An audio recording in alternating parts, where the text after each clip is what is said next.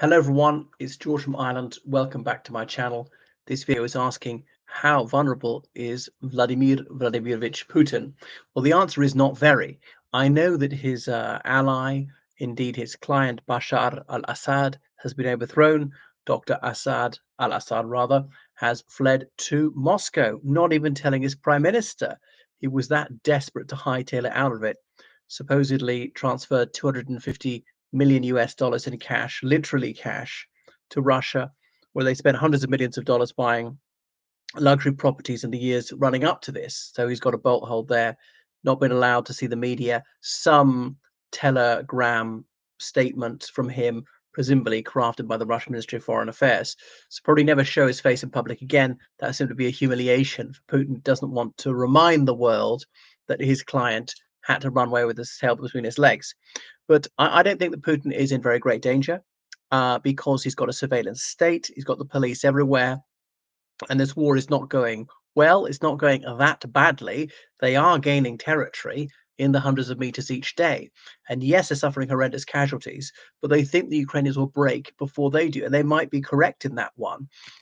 So I've been saying this for a year. The Ukrainian army is exhausted, and they're finding it very difficult to catch recruits, and it is literally catch them. The recruiting officers grabbing them off the street, handcuffing them, taking away in vans, because people see it as little more than a death sentence being sent to the front, and it's often the same on the Russian side as well. But Russia's got more human resources, and they really do see them as a natural resource to throw at the battle. The Ukrainians do. The Ukrainians are husbanding their forces, partly because they're a bit more humane, but also they just have fewer people to play with, and they're not conscripting people from the age of 18, and that is the fundamental mistake.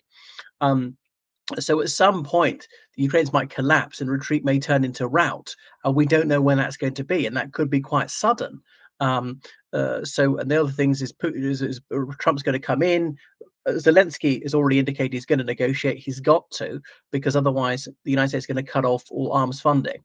So Putin reckons that playing for time is working in his favor. And though the Russian economic situation is difficult, it is not quite enough to have him overthrown. Yes, inflation is high. Yes, interest rates about 20%. Yes, the ruble has fallen. When I was there, it was about 80 to the pound. It's now about 132 to the pound. Obviously, you do it this in dollars. What is it to the dollar? Like 110 or something. Um, that is bad, but it's not terrible. It could get worse. They're having to raise taxes. They're having to cut social spending. But the Russians lived through far worse in the early 90s. Anyone remembers like 30 years ago will say this is nothing compared to that. And when Russia was almost a failed state. And Ukraine is managing to assassinate people. That chemical weapons general bumped off at Moscow the other day. So it shows that Putin cannot keep even his top people safe, even in Moscow. But Russia went through worse in the 90s. Chechen separatists were setting off bombs in Moscow and so on. Admitted that was before Putin was even prime minister. He became prime minister in 1999 and president New Year's Eve 1999, acting president as well as serving as prime minister. What could possibly be wrong with that?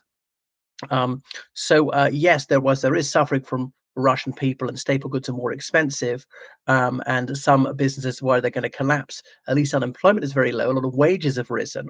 So I think they'll be able to last through 2025. In 2026, it will get very difficult. But Putin's got lots of off ramps. He could de-escalate the conflict. He could sign a peace deal. Of course, break it when he judges it acceptable to do so, when he thinks the risks are quite low.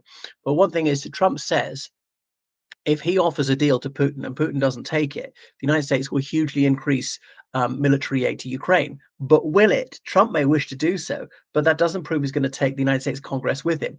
I know it's his party, the Republicans, control both houses. But remember, in the Senate, you need 60 votes to do that.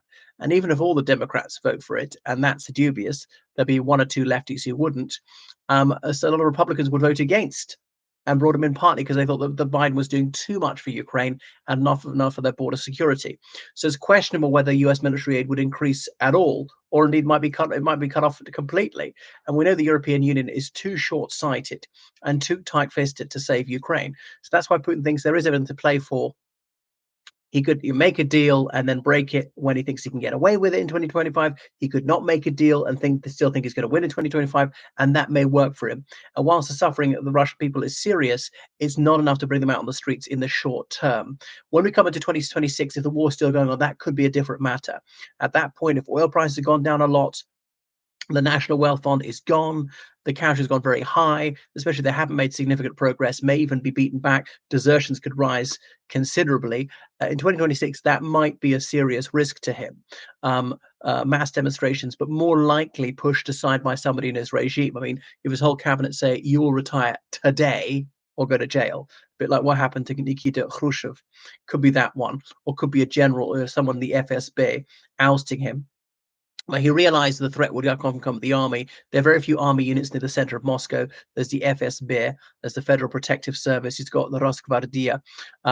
So probably the Federal Protective Service are really his praetorians. They're quite small and elite, but he's got several competing security agencies, Quis Custodiat Custodes, Ipsos. And that's why he's got this polycratic system.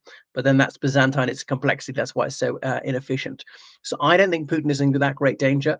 Okay, so he lost Syria. But look at this. NATO lost Afghanistan after 20 years of fighting, after over $2 trillion spent by the United States alone, other money spent by the other NATO countries.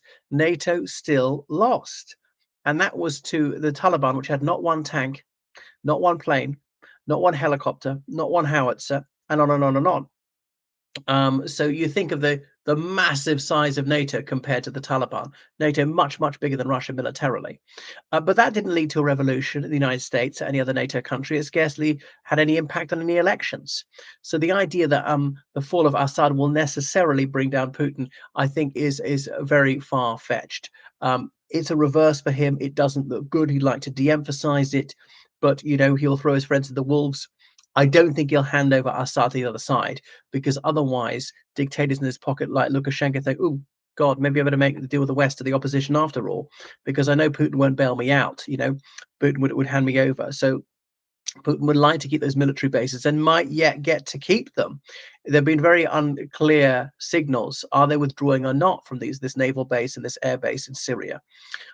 So I think that's why he can still hang on. Other things left to play for. As I say, it could go in his favor, as in military victories, or oil prices could rise or something like that.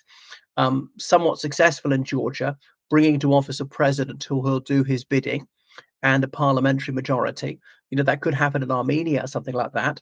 Azerbaijan got very cordial relations at the moment. Moldova didn't quite work, might work in a few years' time. Slovakia and Hungary, of all the European Union countries, they're more amicable with the Russian Federation than anywhere else. So things could go his way. Has decent relations with all the Central Asian countries. Kyrgyzstan is the only one that's close to democracy. Even their relations are not too bad. So Putin still has got a few cards to play, and the situation could improve for him. Much though I abominate him, I do not underestimate him. He is extremely evil. If he were tortured to death 1,000 times over, that still wouldn't repay him for all the evil he has done. As a very, very cruel person. And it underscores what a very evil and grossly unjust world we live in, that someone like him can commit myriad crimes just beyond comprehension and get away with it and get this endless adulation, live in absolute luxury.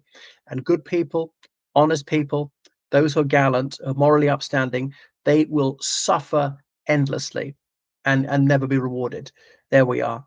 Anyway, thank you for watching my channel. Make sure you subscribe on Patreon, donate to PayPal, georgecallahan79@gmail.com. Goodbye.